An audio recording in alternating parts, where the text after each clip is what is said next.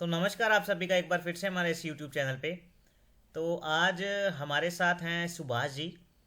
हाल ही में इन्होंने देखा होगा कि इन्होंने केवल अपने ज्ञान का जलवा नहीं बल्कि अपनी एक्टिंग का जलवा भी बिखेरा, वो भी सदी के महानायक के सामने। तो सुभाष जी, हमारे YouTube चैनल पे आपका बहुत बहुत स्वागत है। बहुत बहुत शुक्रिया अरुण सर, आपका बहुत बहुत धन्यवाद आपको मुझे अपने चैनल के थ्रू लोगों तक पहुंचाने के लिए। ये आपका बड़प्पन है सुभाष भाई। मैं कंटेस्टेंट को जो हमारे चैनल्स के व्यूअर्स हैं उनको बता दूं कि ये वो जन हैं। इन्होंने हाल ही में केबीसी में 25 लाख रुपए जीते। बहुत अच्छा इन्होंने खेल का प्रदर्शन दिखाया। वहीं मैं तो पर्सनली इनका शो देख रहा था, वहीं बच्चन साहब के सामने इतनी अच्छी एक्टिंग की कि सर भी इनके लिटरली फ़ैन हो गए।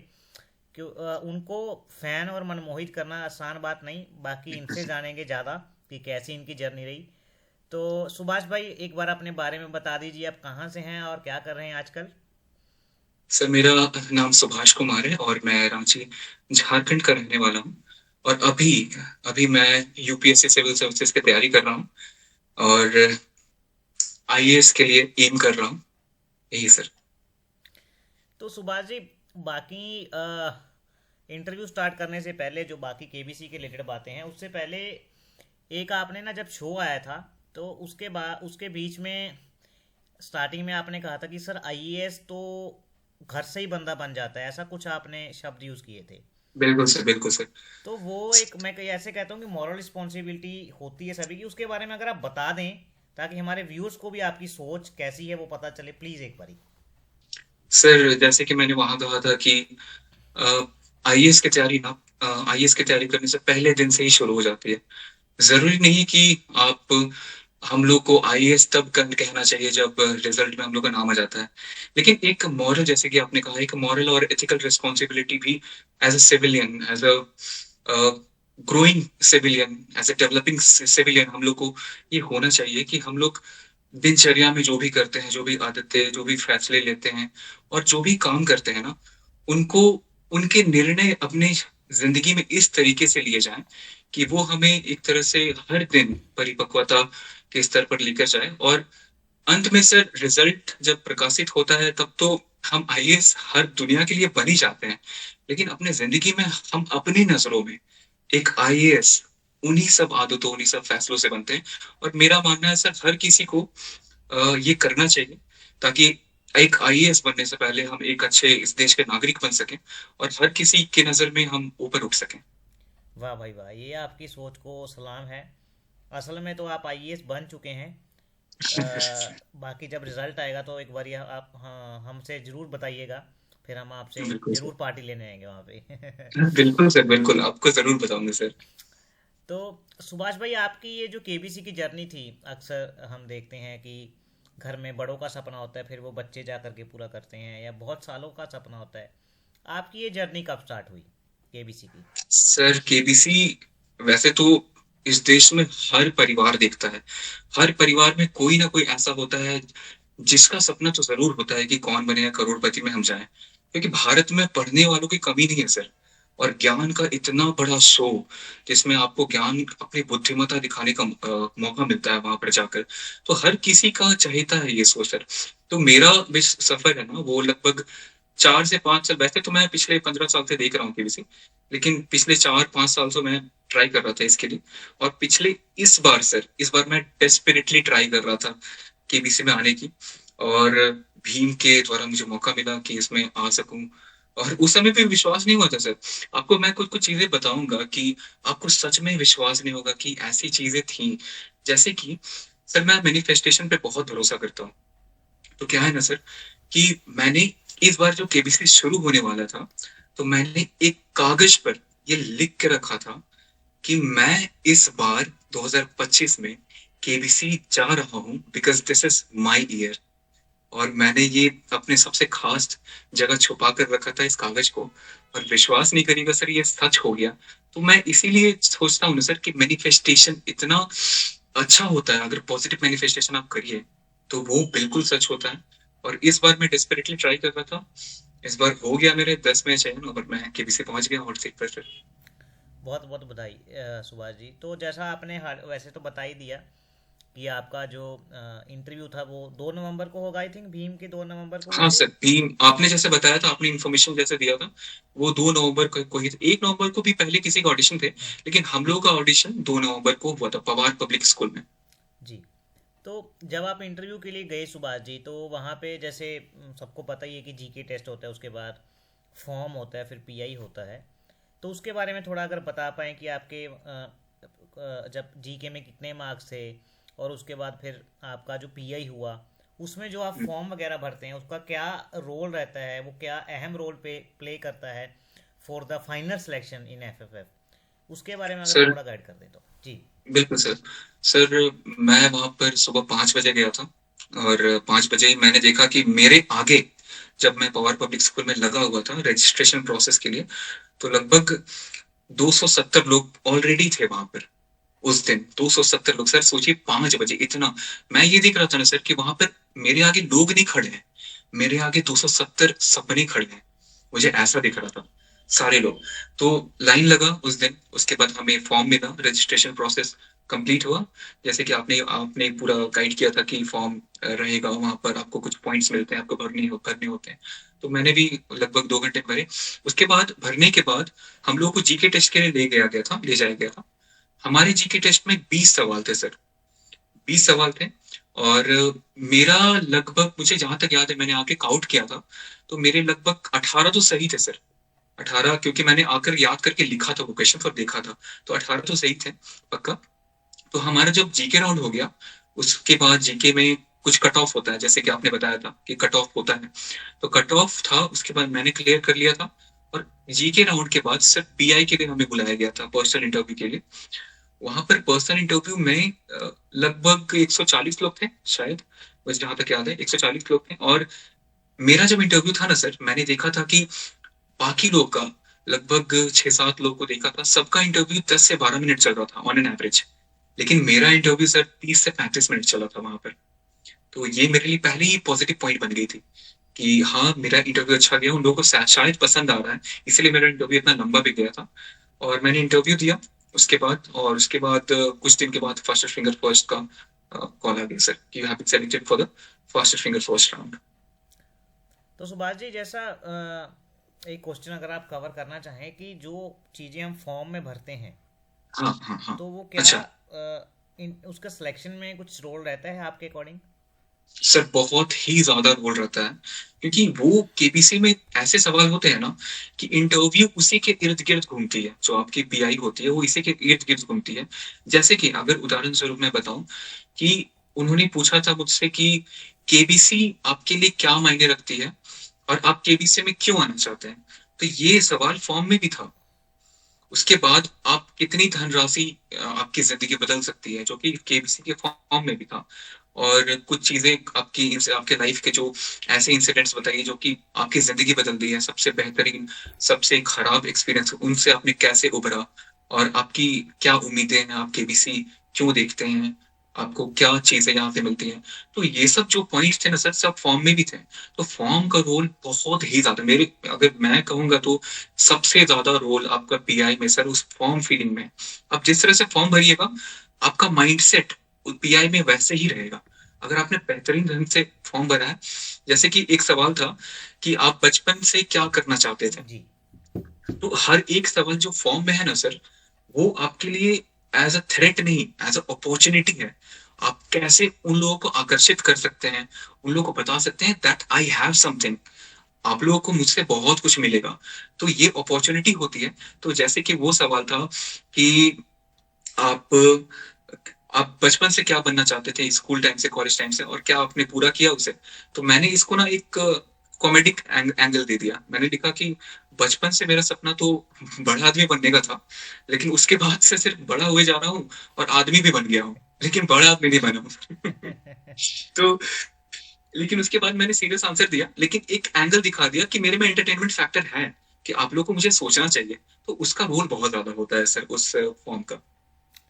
वही जैसा पहली बात तो जो सुभाष जी ने बात बता दी, अब इसको कॉपी मत करने लग जाइएगा, क्योंकि ये इनकी सोच थी।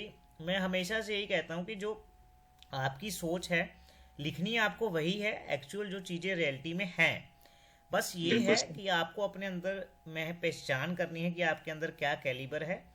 उसको कैसे आप स्क्रीन पे या फॉर्म में पोर्ट्रे करेंगे, इट डिपेंड्स अपॉन यू। लेकिन प्लीज़ कॉपी मत कीजिएगा, ऐसा ना हो कि वही यही पॉइंट अगले साल आप सारे के सारे सुभाष जी ने बता दिए, चलो जी लिख के आओ। ऐसा मत सर और एक कीजिएगा। बात हाँ जी। बताना चाहूंगा सर कि उस फॉर्म में ना आप जितने सच्चाई से उस फॉर्म को भरेंगे ना, उतनी ज्यादा आपके मौके होंगे कि आप फास्टेस्ट फिंगर फर्स्ट में सेलेक्ट हो जाए। बहुत लोग सोचते हैं कि वी विल एग्जैजरेट थिंग्स, हम लोग कुछ बढ़ा चढ़ा के लिखेंगे, उन लोगों को लगेगा, या फिर बहुत लोग सोचते हैं कि हम अपनी स्टोरी को बहुत दुखी कर देंगे, ट्रैजिक एंगल दे देंगे, ये कर देंगे तो उनका ध्यान ज्यादा जाएगा कि इसको ज्यादा जरूरत है। ऐसा कुछ नहीं होता है सर। किसी को वहां पर बहुत ज्यादा जरूरत नहीं, या फिर किसी को बहुत ज्यादा जरूरत है, इस चीज से सिलेक्शन नहीं होता है। सिलेक्शन इस चीज से होता है कि आप कितने सच्चे हैं, और वो आपके आंखों में पीआई में दिख जाता है। वो लोग वहां पर बहुत पहुंचे हुए लोग हैं। अगर आप झूठ बोलिएगा ना, या फिर कुछ भी लिख दीजिएगा अपने फॉर्म में, तो उससे सिलेक्शन तो नहीं ही होने वाला है वहां पर। मैं आपको बता दूं, किसी को टारगेट करने का वो नहीं है, लेकिन बहुत से ऐसे मार्केट में लोग हैं जो केबीसी में कहते हैं कि हम हमें पैसे पे कीजिए, हम आपको एक स्टोरी देंगे, आप वो पीआई में बता करके आइएगा तो आपका सिलेक्शन हो जाएगा। ऐसे भी लोग हैं सुभाष भाई, सभी व्यूअर्स बिल्कुल को बता बिल्कुल रहा हूँ। तो मैं बिल्कुल। आपको बता दूं कि आप इस चीज़ में कभी मत फंसिएगा। मेरा जो फ्री देने का पर्पज़ है, ये कोई अगर कोई जीके नोट्स प्रोवाइड कर रहा है आपको पेड, तो आप ले लें, मैं उसके उसको गलत नहीं कह रहा, उसकी मेहनत है, आप ले लीजिएगा। लेकिन ऐसी चीज़ें जो चीज़ आप खुद से कर सकते हो, उसके लिए कभी किसी को पे मत करें। मैं किसी को टारगेट नहीं, लेकिन आपको कह रहा हूँ कि आप धोखा मत खाइए। सिर्फ अपने आप को बिल्कुल पहचानिए और मेरे फॉर्म वाले वीडियो जो कि फ्री ऑफ कॉस्ट हैं वो बिल्कुल देखिए, बिल्कुल। और आपका सिलेक्शन जो है उसी हिसाब से हो सकता है। मैं बताना चाहता हूँ सर कि आपके उस वीडियो से मुझे बहुत ही मदद हुई थी, बहुत ही मदद हुई थी, ना सिर्फ उससे, लेकिन सर आप हर चीज फ्री ऑफ कॉस्ट प्रोवाइड करते हैं आप लोग, बिना किसी कॉस्ट के, पूरे सच्चाई से। तो जैसे कि मुझे याद है सर, आप उस समय कहीं बाहर गए हुए थे जब मेरा था, मेरा सिलेक्शन होना था। तो आपने उस समय किन्हीं को दे दिया था कि वो लोग हम लोग को फ्री ऑफ कॉस्ट चीजें प्रोवाइड करें। और उससे भी इसीलिए ये सर ये दिखाता है सर कि how much dedicated Arun sir, आप और आपकी पूरी टीम जो भी है वो हम लोग के प्रति है, और इसी के कारण बहुत लोगों का सर चयन होता है। So thanks to you short, आप लोग ने बहुत मदद किया सर इस चीज के लिए। थैंक यू भाई, थैंक यू। शायद मैं कह सकता हूँ सर कि अगर आप लोग नहीं होते ना, शायद मैं नहीं होता वहां पर, अरे मुझे नहीं मौका भाई, नहीं नहीं मिलता। नहीं, ये तो आपका बड़प्पन है और आपका ज्ञान वही वहाँ तक लेके गया। लेकिन अगर हम 1% भी आपके लिए कर पाए कुछ, तो बहुत बहुत धन्यवाद भाई, बहुत बहुत धन्यवाद। सर बिल्कुल बिल्कुल सर। तो सुभाष भाई, जैसा वैसे तो आप यूपीएससी के स्टूडेंट हैं, तो आपका तो स्टडी का रेगुलर रहता है। यूपीएससी के स्टूडेंट तो मैंने भी देखे हैं, मेरी सिस्टर है, रेगुलर पढ़ते रहते हैं ये लोग तो। लेकिन फिर बिल्कुल भी अगर कंटेस्टेंट्स को आप गाइड करना चाहें कि कैसे वो जैसे मैं आपको एक एग्जांपल के तौर पे बताऊं, जैसे मेरे जैसे लोग हैं जो जॉब करते हैं, फिर उन्हें टाइम कम होता है, यानी कहने का मतलब ये है, बहुत सी माताएं और गृहिणियां भी हैं जो घर का काम करती हैं, फिर बाद में थोड़ा टाइम मिलता है स्टडी के लिए। लेकिन केबीसी में सबको जाना है, तो बिल्कुल कैसे वो सर। कम समय में बेटर प्रिपेयर कर सकते हैं, उसके लिए आप बेटर गाइड कर पाएंगे मेरे से भी, क्योंकि आप स्टडी रेगुलर करते हैं। प्लीज़ अगर थोड़ा आप कर दें तो। सो यूपीएससी के तर्ज पर सिर्फ बताना है ना कि यूपीएससी के लिए वो लोग कैसे प्रिपेयर कर यूपीएससी के सकते हैं। लिए नहीं, केबीसी के लिए कह रहा हूँ कि कैसे वो प्रिपेयर कर सकते हैं, मतलब ताकि उनका कम टाइम में ज़्यादा पोर्शन कवर हो पाए, उसके अगर आप कुछ बता पाए ट्रिक्स अपने। अरुण सर से जुड़ जाइए, सबसे पहली बात तो यही बोलूंगा कि अरुण सर से जुड़ जाइए, ये बहुत जरूरी है। लेकिन उसके अलावा सर, हर किसी की का काम, हर किसी का तरीका, हर किसी का दिनचर्या अलग होता है। जी। तो जितने भी लोग हैं, कुछ लोग सिर्फ पढ़ाई करते हैं, कुछ लोग घर का काम करते हैं, कुछ लोग जॉब करते हैं, तो उनको अपने रूटीन के हिसाब से ही सब कुछ करना चाहिए। वो लोग, अगर जो लोग जॉब करते हैं सर, वो लोग इनफैक्ट मेरे हिसाब से जो लोग जॉब करते हैं वो लोग ज्यादा फोकस्ड भी रहते हैं कि अगर मेरे पास सिर्फ 2 घंटे हैं या 3 घंटे हैं, तो मुझे 2 घंटे और 3 घंटे को 6 घंटा कैसे बनाना है, उस चीज को मैं कैसे बढ़ा सकता हूँ, ताकि मेरा पूरा फोकस वहीं पर रहे। और अपनी, और सर केबीसी के लिए कुछ अलग से प्रिपेयर करने की जरूरत नहीं है। If you are preparing for UPSC, then आप उसी के लिए प्रिपेयर करिए, एसएससी के लिए प्रिपेयर करना उसके लिए प्रिपेयर करिए। लेकिन केबीसी के लिए अलग से प्रिपेयर करने की जरूरत नहीं है। आपको कुछ क्वेश्चंस तो होते हैं जो आपको आपको आपके फील्ड से मिल ही जाते हैं वहां पर, और रैंडम क्वेश्चंस बिल्कुल होते हैं। तो अपने दिनचर्या के हिसाब से आप बस कोशिश करिए कि मैं कैसे अपनी उत्पादकता को बढ़ा सकता हूँ उसी टाइम में, क्योंकि सर जो लोग 8 घंटे पढ़ते हैं, उन लोग का नहीं होता है, उनके मुकाबले जो 2 घंटे में फोकस्ड होके पूरा पढ़ लेते हैं। तो ये आप पर निर्भर करता है कि आप 2 घंटे को 4 घंटे या 6 घंटे कैसे बनाते हैं पूरी तरीके से। तो सुभाष जी, एक आखिरी क्वेश्चन आपसे कि केबीसी का एक्सपीरियंस अगर आप इन नटशेल बताना चाहें कि कैसे बच्चन साहब के सामने आप बैठे थे तब, उनका ऑरा क्या था, और डेफिनेटली जो आपने एक्टिंग की थी वो तो गजब थी। मेरे को तो पर्सनली, लोगों का पता नहीं, लेकिन पर्सनली मुझे बहुत मज़ा आया। और शुक्रिया सर। उसके बारे में अगर थोड़ा मतलब वहाँ का वातावरण जो था, अब अमिताभ बच्चन सर का जो ऑरा था उसके बारे में अगर आप एक्सप्लेन कर दें तो कंटेस्टेंट को भी क्या है, थोड़ी और हिम्मत आ जाएगी कि नेक्स्ट सीजन फिर ट्राई करना है, और वो आपसे भी हौसला लेकर के फिर से एक बार नई उमंग के साथ ट्राई करेंगे केबीसी में जाने का। सर केबीसी, मैं जैसे कहता हूँ सर, मैं तैयारी करता हूँ एग्जाम्स की। मुझसे बहुत लोग कहते हैं अभी कि ये तो आपकी शुरुआत है, इसके आगे बहुत कुछ अच्छा होगा। मैं उनसे कहता हूँ इससे अच्छा नहीं हो सकता है, इससे अलग हो सकता है, लेकिन इससे अच्छा नहीं हो सकता है। वो केबीसी का अमिताभ बच्चन सर का ऑरा था। जब आप देखेंगे ना, आप जब सेट पर जाइएगा और जब आप बैठिएगा वहां पर एज अ ऑडियंस, तो आपको मजा आएगा ही।